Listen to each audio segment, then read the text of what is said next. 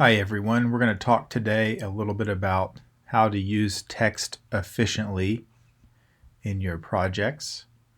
I am working on a brochure here for the state of California, a mock assignment, and I want to talk about how to make the text work specifically when you have a complicated background to your image.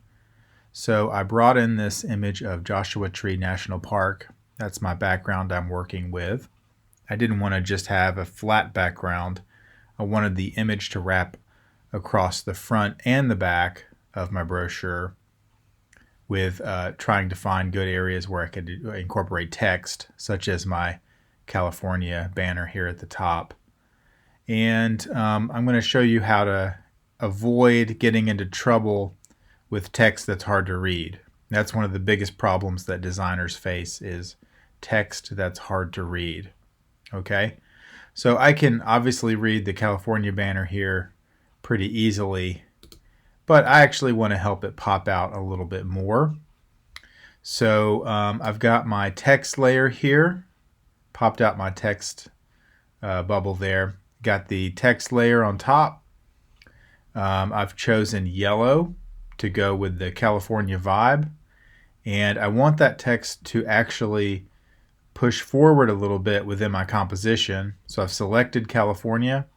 If you can see my mouse, I'm going over to the little lines here in the upper corner of my layers tab. If you click that, you get a pop out that gives you several options here. I'm going to scroll down to blending options, if you can see that.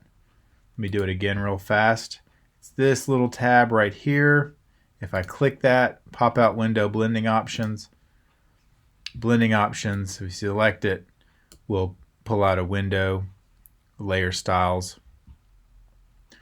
Now all of these different options under here on the left, you can see I've got all these different blending options, outer glow, inner glow, color overlay, all sorts of things. The one that I use the most is going to be the last two options, which is outer glow and drop shadow. For today, let's try drop shadow. So I'm going to click that. I actually need to select the drop shadow text to help me. If it's not selected, you won't be able to see the options that you can work with. So make sure that it's both clicked and selected. Now I can just go around and play with the options here. It's going to give you transparency settings. You can just try normal if you're not sure how that's going to work. And as I play around with it, I'm going to pull the opacity up to 100 so you can see it really well. As I play around with these options like distance, spread, you can see the letters. It's giving me a preview of those letters and how much better they pop off the screen, right? Doesn't that look better? And so size is just controls how sharp that edge is versus being a little bit of a softer. Spread refers to how thick it is, the drop shadow, and distance is how far off the text. So when I pull the distance up to around 80 pixels, that doesn't look very good, right? So you want your drop shadow to just kind of float off the text and not be very noticeable, but just complement the text in terms of pushing off of the page there. And actually the angle here, if you select that and you twist it around, it lets you control the angle for whatever reason. I think the shadow coming off the right hand lower side looks the best. So there we go. You can actually even go in and change the color as well. So I can double click black and change that to red if I wanted to do that. So that's a real short, I mean, look how much better that looks. If we jump on our history, pops off the screen a little bit more dynamic. And it gives you something else to play around with. Okay, so that's one thing you can do for your text. That works particularly well if you have a short amount of text, like just the banner title here. It doesn't work as well if you've got like a ton of text. So now we got a bigger problem. So I've got the back and I've got these trees that are taking up space, and text is really going to compete with that, isn't it? So I'm going to take my text tool, I'm going to select that. I'm going to click, hold down, and drag over the back of my brochure. I have some preloaded text that I'm going to put in there because I wanted to save time. So I went ahead and copied and pasted some text. We're going to go File, Paste. And now we got a big problem, don't we? This text is completely impossible to read.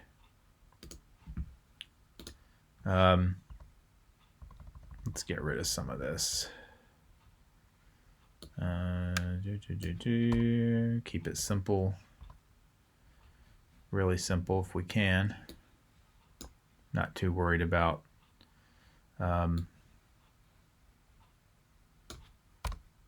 what it actually says. But you can see that the text now, it's actually literally impossible to read that, where the yellow text overlays the background.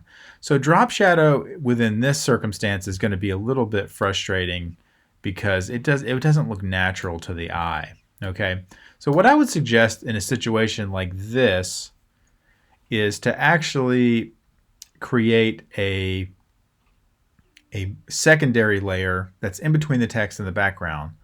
That's just a subtle color block that'll help that text push forward, but hopefully won't be overly distracting to the viewer. Okay, so what we're going to do is we're going to go up. I'm going to select my rectangle marquee tool. I'm going to draw over the text just like that. Okay, I'm going to go over to my layer tab on the right. I'm going to make a new layer.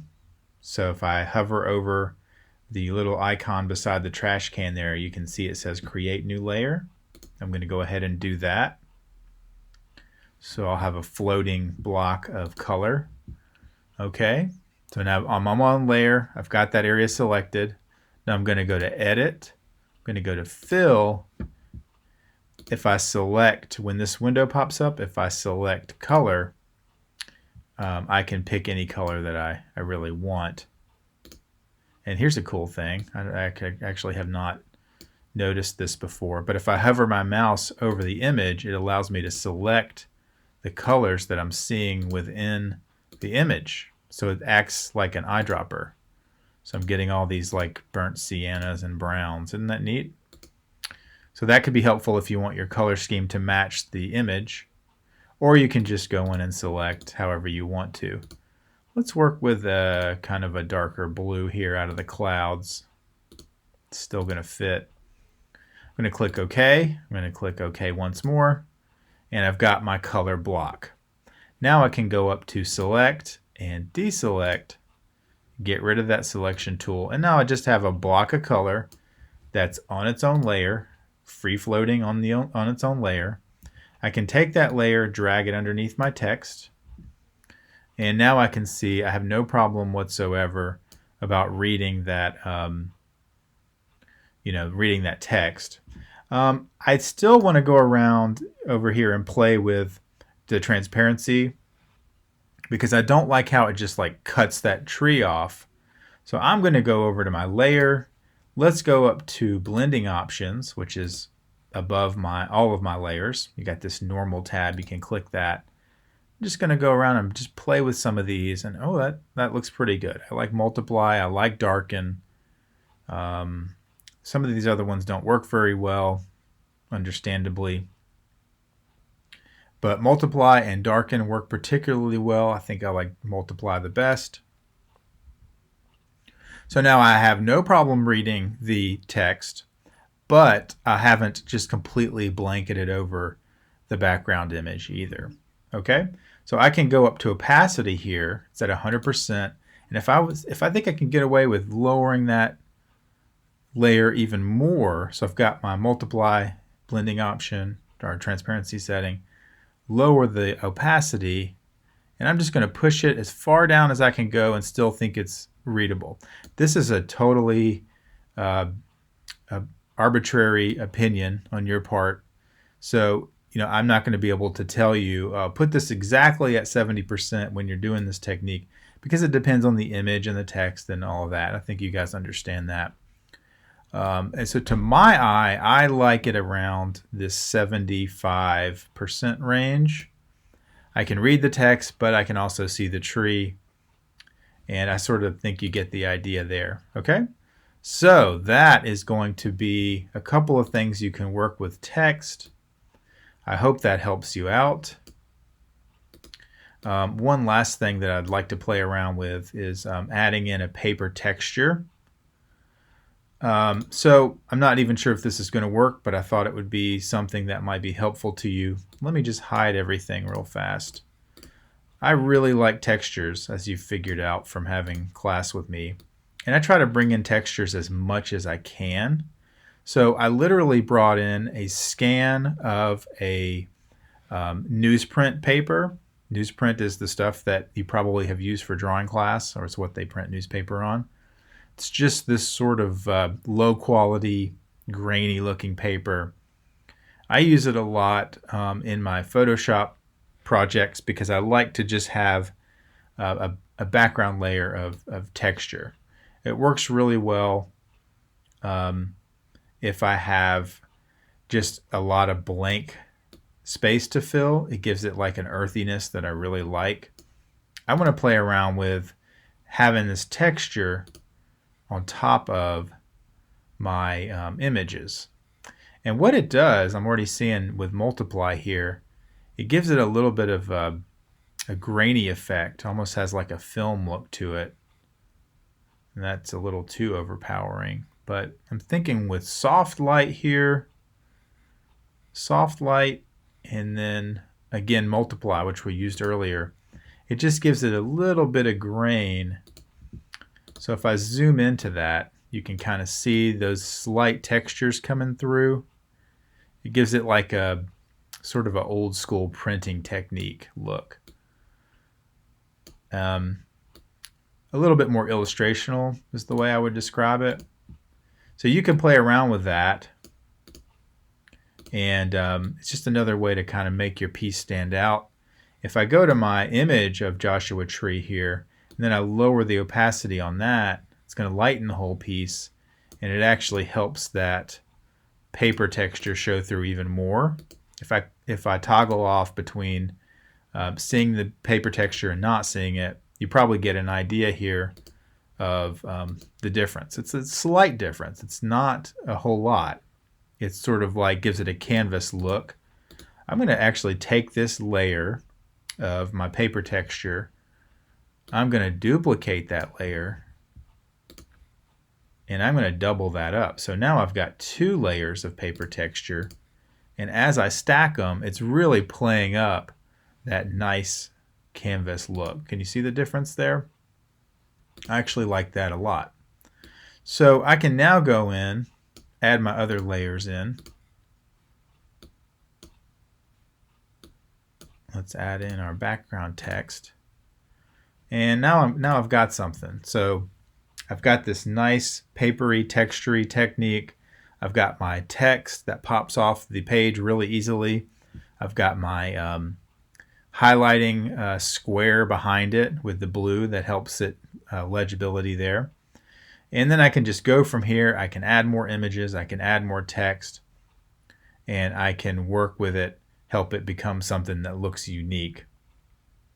Okay, so hopefully that helps you think about layering, texturing, and most importantly, making sure that your text is very easy to read. Thank you, good luck, and always, as always, if you need any help, just let me know.